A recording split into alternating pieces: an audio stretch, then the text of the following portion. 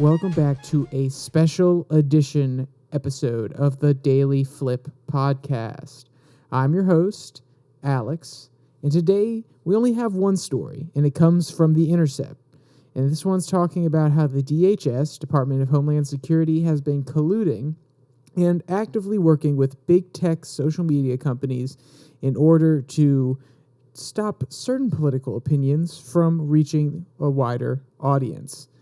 So if you don't know how this normally works, this would be the 30th episode, and normally we do about 3 articles in a daily delight, but this one, the story broke yesterday after I had already recorded the episode that was going to go live today, Wednesday the 2nd.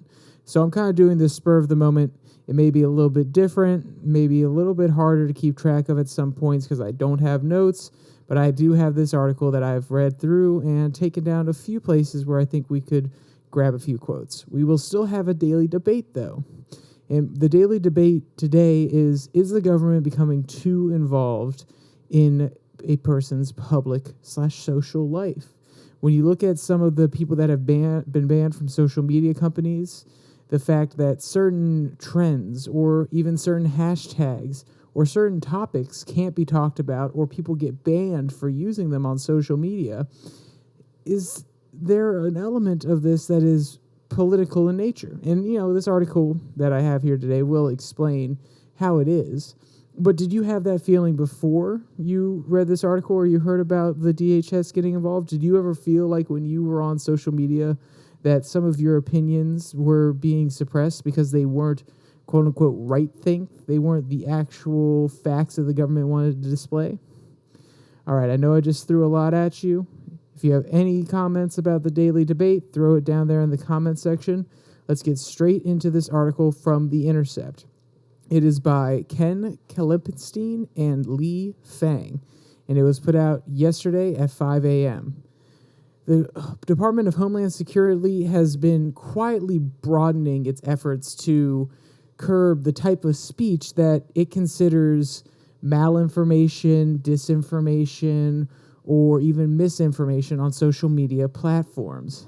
And it's one of those conversations where the DHS, their purpose, when they were first created in 2003, was to protect the citizens of the United States from possible threats outside and even internal threats when it comes to domestic terrorism.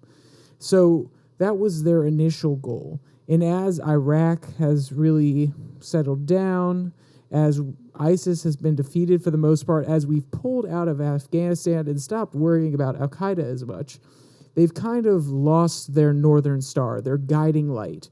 They're kind of having an identity crisis, which is, the threats that we were put in place to try to deal with, they're no longer as present. They're no longer as much of a threat as they were.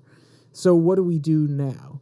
And they have really shifted towards a internal/domestic view of things. They're trying to ensure that domestically violent people are, people that may be nationalists or progressives or anarchists don't necessarily do things that would hurt other people within our country.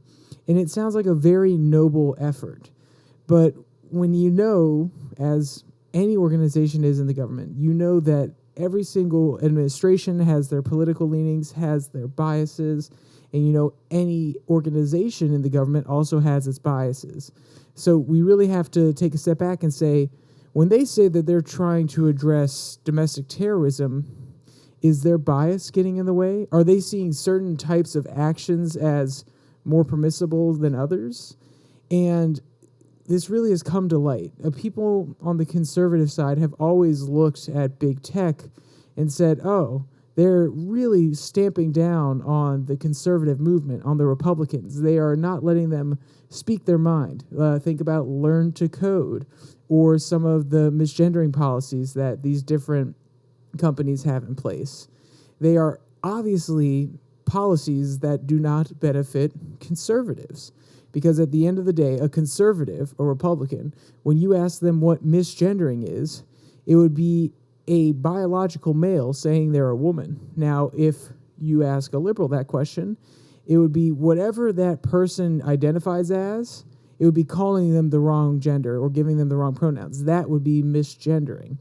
And that implies that the worldviews are completely separate. And Twitter only enforces one of those worldviews, which is if you say to a person who identifies as a male, oh, she was coming at me, she was tweeting at me, she was making inflammatory comments, and you keep misusing their pronouns, then you can be banned or suspended from Twitter previously. At least not now. We don't know what Mr. Elon Musk is going to do. But previously, you could have been banned or suspended from Twitter. And conservative people were very upset by this because the misgendering policy obviously is enforcing a worldview that they do not share. So there was always some idea that the conservative movement, that the Republicans were being suppressed on Twitter.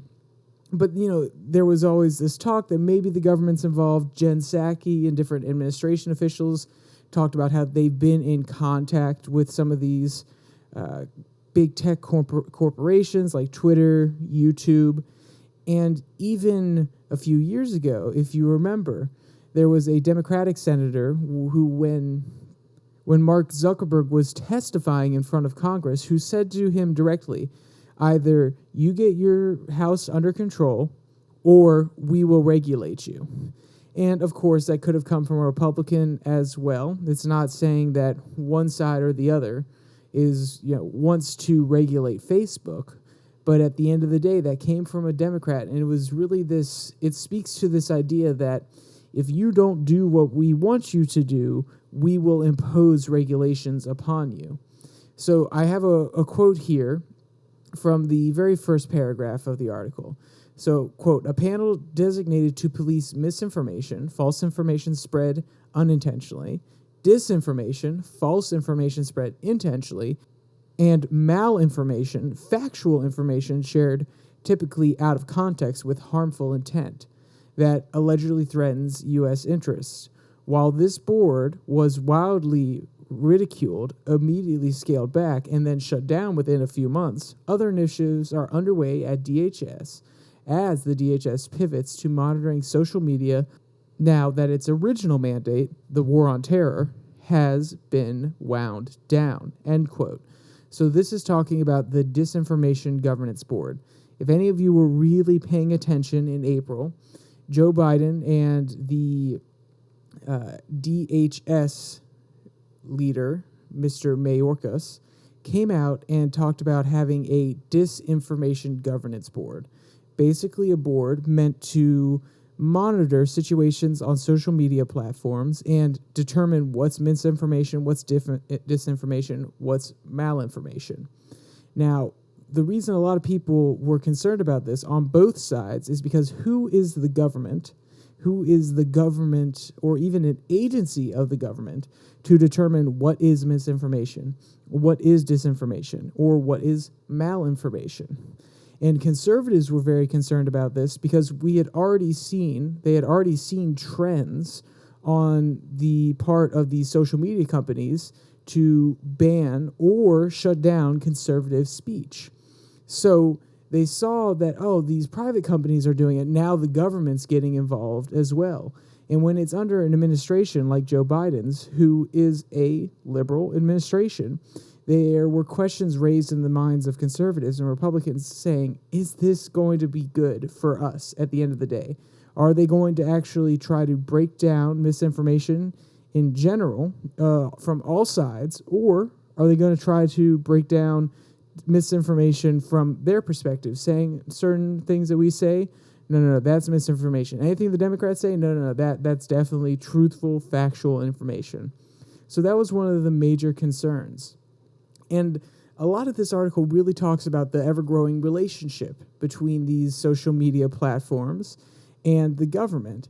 There's a quote here from a Microsoft executive, Matt Masterson, quote, platforms have got to get comfortable with government. It really is interesting how hesitant they remain, end quote. And he was sending that to a DHS official named Jen Easton. Sorry, her name is actually Jen Easterly. So this really starts to highlight that it's not just the DHS stepping in telling these organizations how to go about their business, but it's also that the DHS and these executives are having conversations back and forth behind the scenes, talking about how these platforms need to get used to government being involved. And that becomes a very scary thought to a lot of different people. If you just take a step back, and I really want you, whatever your opinion is on this matter, whether you think misinformation, disinformation, malinformation, and I'll just start saying misinformation from this point on. If you think any of that stuff is being perpetuated, I still want you to take a step back and say, is it okay that the government, our government, is the arbiter of what misinformation is? And if your answer to that question is yes, then I want to pose another question to you, which is what happened in the Soviet Union during the Cold War? What happened to citizens who disagreed with the government? Because this is a logical conclusion. If at first they can determine what is the truth, then eventually they will harm you for not agreeing with the truth or not agreeing with their truth. And I know that sounds very, very extreme, and it also kind of falls into this idea of the slippery slope fallacy.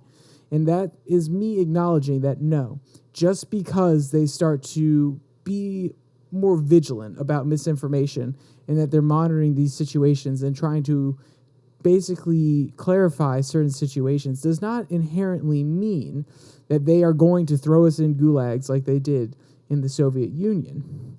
But remember, at the end of the day, the government has a monopoly on violence. And all it takes is a bad actor or multiple bad actors to come into office.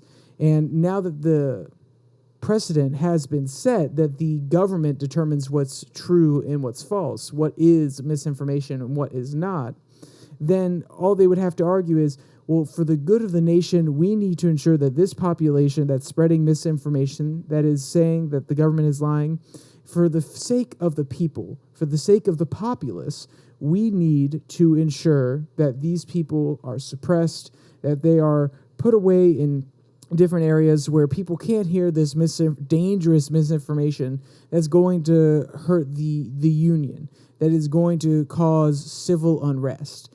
That's not that far of a leap. I'm sorry if you can't acknowledge that, but it's really not that far of a leap if you take a step back. And there's this idea that these big tech companies, they're private. They are private institutions, so they can ban what they want. And that is true. They can moderate the content the way they see fit. But once you start getting the government involved and the government is deciding, or at least trying to help them decide what is misinformation, what's disinformation, then that is an obvious violation of the First Amendment. Because at the end of the day, it is the government directly telling people what they can and cannot say in what is effectively a public forum, especially if you look at Twitter. So this is an obvious violation of the First Amendment. But you're probably saying, wait, Alex, hold on. These government officials, they're saying, no, we're just making recommendations. We're not actually saying that you have to go out and ban these people. We're just saying maybe you should take a look at this misinformation, this harmful information. Maybe you should take a look at it and make your own decisions. And that's exactly what they argue here in this article. The government says we're not trying to directly tell them what they should take down. We're just offering some assistance on, what's misinformation, what's dishonest, and what could be harmful. And then it's up to the company to decide whether to take it down or not. But then I ask you this. If you're a private company in the United States and the FBI comes to you and asks you to do something that doesn't seem that illegal, or even if it does seem unethical, it's not illegal in nature by itself. And they say, for the good of the country, in order to help us, your company and the country prosper, we want you to do X. And, if you don't do X, then guess what? We're going to regulate the heck out of you and we're going to bury your business. And So there's not much of a option they're giving Twitter. They're saying, oh, no, they don't have to take our moderation advice. They don't have to take our advice on these issues. But at the end of the day, like I said earlier, the government has a monopoly on violence. And in this case, in the United States, they also have a monopoly on regulation. So if these companies don't comply, I would say it's not too illogical to think that the government would say, oh, you don't want to do it our way? Okay, we'll make you do it. We'll regulate you. And the only reason they haven't done that so far is because they want to do it in an underhanded way. I know this might be getting into some conspiracy thought processes for some people, but the people that work in the government are not naive. They understand that this is a violation of the First Amendment. So they're not going to come out directly and try to regulate these agencies and then obviously have it kicked up to the Supreme Court and have it struck down. What they're going to do is do it in an underhanded way. They're going to get what they want through more diplomatic means, going to these executives and saying, oh, well, we really want you to tamp down on this sort of thing. And there's another quote that I really want to bring up from the first half of the article, and there are a few more that I'll bring up later, but this one is really important. Quote, according to a draft copy of DHS's Homeland Security Review, DHS's capstone report outlining the department's strategy and priorities in the coming year, the department plans to target, quote, inaccurate information on a wide range of topics, including the, quote, origins of the COVID-19 pandemic and the efficacy of the COVID-19 vaccines, racial justice, U.S. withdrawal from Afghanistan, and the nature of U.S. support to Ukraine, end quote. Quote, the challenge is particularly acute in marginalized communities, the report says, which are often the targets of false or misleading information, such as false information on voting procedures targeting people of color, end quote. And if we really break down this list here, so we're talking about COVID-19, the disease itself, and the vaccines, racial justice, U.S. withdrawal from Afghanistan, and the nature of U.S. support in Ukraine. Well, if we look at those first two, the government does have a vested interest in ensuring that its populace is healthy. Do I think that it's okay that they're trying to spread the use of this vaccine and that they're trying basically to spread as much information as possible to make people feel more safe with a vaccine that has only been out for a year and is not a live virus vaccine, but rather an RNA vaccine that has not been tested? And when I say it has not been tested, it has gone through trials. But at the end of the day, this is a new technology that was developed very recently. It was developed over the course of a year and a half during the COVID pandemic with Project Warp Speed. And we don't have enough long-term data in order to confirm that it's not going to have long-term health effects. I think at this point, we can all acknowledge that as a serious concern. So it does make me question why the U.S. government wants to ensure that these sort of things are talked about in a positive light on social media. Also, the origins of the COVID-19 pandemic. That is a hotly debated topic, and it has caused some tension with China whenever it is brought up. And the U.S. government may not want to have that tension with China. So it makes sense that they would want to try to limit the amount of people blaming China for the release of this COVID pandemic. And then you look at the U.S. withdrawal from Afghanistan, an absolutely humiliating moment in American foreign affairs, especially for the Biden administration. And the fact that they want to stop inaccurate information about that really speaks to the fact that, oh, the U.S. government, the Biden administration did something incompetent, and we don't want that message spread out there anymore. We don't want bad information about that. We only want it talked about in a positive light, if possible, or the nature of U.S. support to Ukraine. And this kind of, when I heard this, it really reminded me of what Wilson did at the very beginning of his administration, which was during the World War I era, when he put in place a law, he backed a law to go through the Congress and the Senate that dissenters of the war could be thrown in jail. And the fact that they're trying to limit the amount of inaccurate information about U.S. support of Ukraine, why? If the people are dissatisfied and they don't want to be involved with this war in Ukraine, then you should listen. But obviously there's some other motive here. They want to ensure that the West is not humiliated by Vladimir Putin, so that's a reason. And they want to ensure that people are willing and able to support the war effort, maybe giving money or even just having a good public opinion so there are not riots and outrage about the continued support and waste of money when it comes to supporting Ukraine. So that's another very interesting aspect that we need to look at here. And if you break it down, all of these topics directly affect the government or have the government involved in some way, shape, or form. So it basically is propaganda. And when I say that, it's not the traditional propaganda where they put out their own message that is positive, but rather it's propaganda in the sense that they're trying to limit the amount of mal-information, inaccurate information about these topics. Now, can I directly say that this is their intent? That yes, it is because the government is wanting to make sure that the American populace's opinion is exactly and only positive on these issues. No, there are legitimate reasons behind it, or at least reasons that could be given to help explain why they are trying to limit this type of inaccurate information. And you will probably see that from a lot of these DHS officials here soon. But I'm telling you now, the fact that they all are affecting the government, that all of these topics are not necessarily winning topics for the government, it seems interesting. There's a very interesting correlation there that I think really needs to be taken into account. And this is another attempt by the DHS to really expand its power. Excuse me.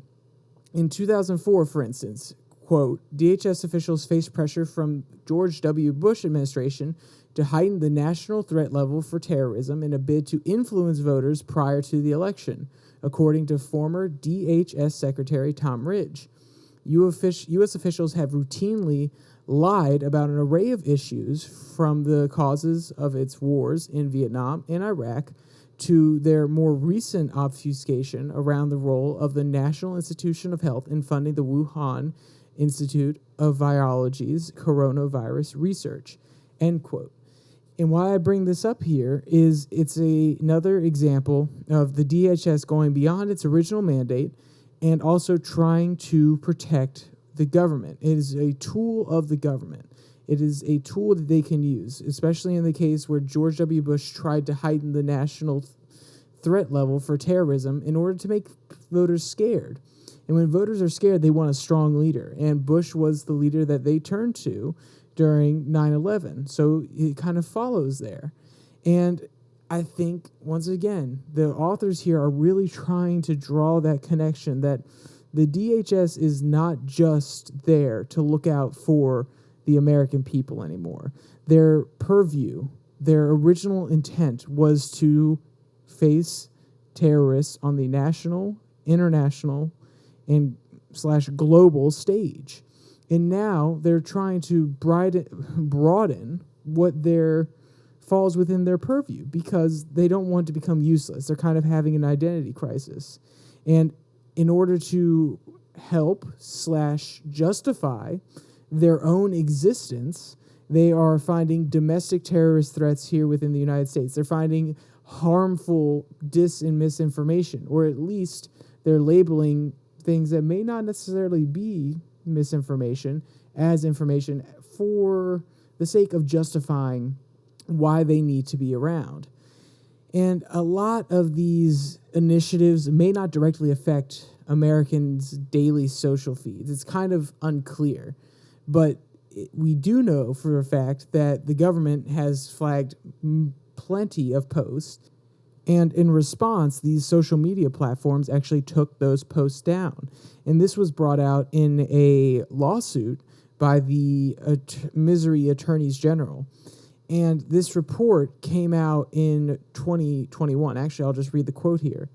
A 2021 report by the Election Integrity Partnership at Stanford University found that of nearly 4,800 flagged items, technology platforms took action on 35%, either removing, labeling, or soft blocking speech, meaning that users were only able to view content after bypassing a warning screen. So this really does speak to the fact that Twitter people, whether it be the executives, whether it be the engineers, any of the workers at Twitter, they take the flagging of posts very seriously. And now imagine what happens if a government agency flags a post. And what I forgot to mention here that's very interesting is that the government actually has its own private portal to get into Facebook. And as of writing of this article, so yesterday, the page was still live. And if you want to look it up yourself, it is facebook.com/xtakedowns/login. And go check if that's still live. Because if it is, then it speaks to the fact that Meta and the government don't really care that this article is out there. Maybe it hasn't been picked up by major news organizations yet. I've seen lots of chatter on Twitter. I've seen lots of chatter from people that already thought that these platforms were censoring people, and now they have their proof, so they're vilified. But at the end of the day, I don't think I've seen a major article besides The Intercept talking about this. Now, tomorrow will be another day, and it will have 2 days to be out there, and maybe people are vetting this report themselves and going through the evidence, and that's why they haven't spoken about it yet. But I do think it's very interesting that a lot of major news organizations have not picked this up yet. And we need to take another step back because we kind of have to ask ourselves how we got here. How did the DHS come to this point? We spoke about how they have lost their purpose, or at least their main prerogative. But how did it come to the point where they felt so empowered, or they felt righteous in doing this? And in 2018, quote, following high-profile hacking incidents of U.S. firms, Congress passed and Donald Trump signed the Cybersecurity and Infrastructure Securities Agency Act, which, end quote, which created the Cybersecurity and Infrastructure Security Agency. And it's better known, so I'll be calling it CISA. CISA, quote, boasted of an evolved mission to monitor social media discussions while, quote, routing disinformation concerns to private sector platforms. So basically, CISA is this middle ground between, it's an agency that now falls under the DHS, and it's a agency that falls under the purview of DHS, but it is its own independent agency that is constantly looking through social media posts, looking through trends, and when they see something they don't necessarily like, they're at least contacting the people at these platforms and saying, hey, you really should be concerned about this. If you remember when Mr. Zuckerberg went on the podcast with Joe Rogan, Zuckerberg said that the FBI had come to them before the 2020 election and said that, there's this story in the pipeline which we think is Russian misinformation. It turned out to be, or at least Facebook took that advice, and then when the Hunter Biden laptop story came out, they suppressed it because they said, this is probably what the Russians were doing. This is probably the misinformation campaign that the FBI was talking about. And a lot of people said that would have changed their votes, seeing this Russian Biden laptop out there talked about more and understanding, wow, there actually may be some ties here between the political relationships of the vice president and his son getting different positions on boards and making very large sums of money in foreign countries. So we know that there has been talks, but this this article really just highlights how deep these connections go. And it makes me very, very scared that the media has not picked this up. And when I say the media, I mean Fox News hasn't touched it. The Bell Walk hasn't touched it.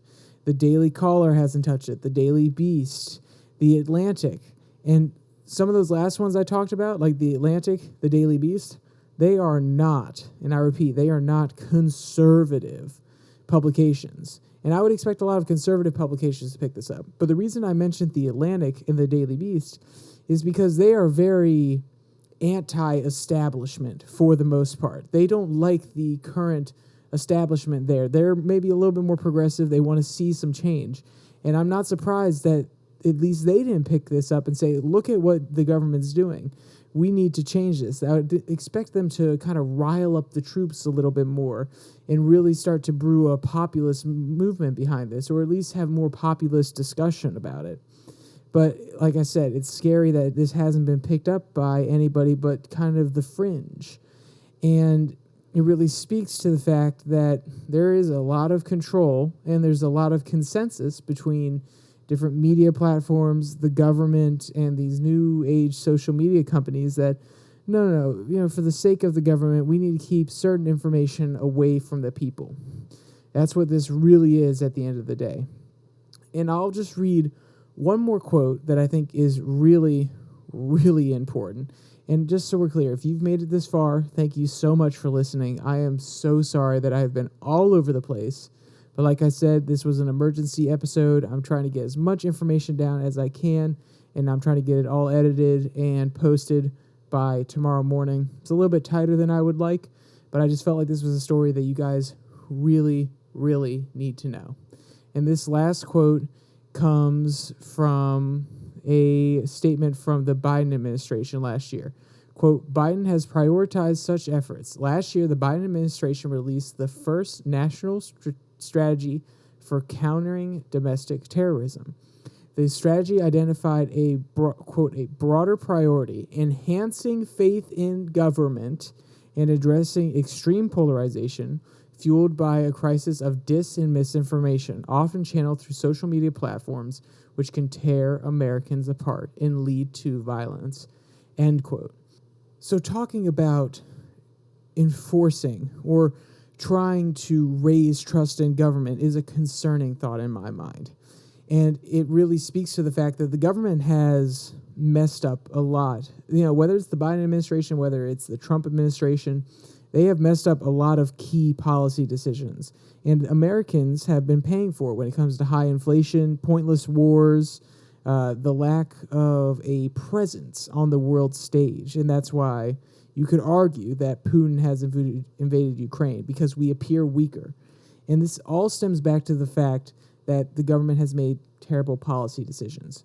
And now, in order to cover that up, in order to reinsure that people have faith in the government, rather than do things that make the people have faith in the government, and rather than putting in policies that actually help people, that make America stronger, they are trying to attack mis and disinformation that directly goes against their narrative. And I said that would be the last quote, but I think there's one that really highlights something that's a little bit insidious here. Quote, one could argue we're in the business of critical infrastructure. This is from Jen Easterly, who is a DHS director. Quote, one could argue we're in a business of critical infrastructure, and the most critical infrastructure is your cognitive infrastructure. So building that resilience to misinformation and disinformation, I think, is incredibly important. End quote. Do you see what she did there? Our cognitive infrastructure. That's the most important infrastructure. Basically, what you think, how you think it, is the most important infrastructure. She's not even hiding it here. She's just trying to use fancy language. She is directly saying that when it comes to building infrastructure, we need to help build a certain mindset into our population, into our populace. That is exactly what she's getting at here, and it really speaks to what the DHS is trying to do when coordinating with these big social media companies that have a large control over the speech that goes on within our country and in the public forum. Now, I know that was a lot of doom and gloom, and I can't offer a daily delight today because I'm falling a little bit behind with trying to get this posted out there. So I hope that you listen to this, you didn't feel too sad, and you can know that I'm over here smiling, giving you a thumbs up, trying to brighten your day because I don't have a daily delight. If you do want to read this article, though, it will be the only link in the description below that like and subscribe button. Also there will be the Twitter handle. I put this article out on Twitter before I did a podcast on it yesterday and commented on it. So if you want to stay up to date and get any of the information, maybe ahead of a podcast or just any interesting news events, normally I post them there, and sometimes I comment and troll a little bit. So if you're interested in that, it's at Your Daily Flip. That's on Twitter. And in case, just so you know, it is down there in the description, the handle. So you could just copy and paste if you really need to. All right, with all that said, there's only one more thing to say. Stay safe. Don't die.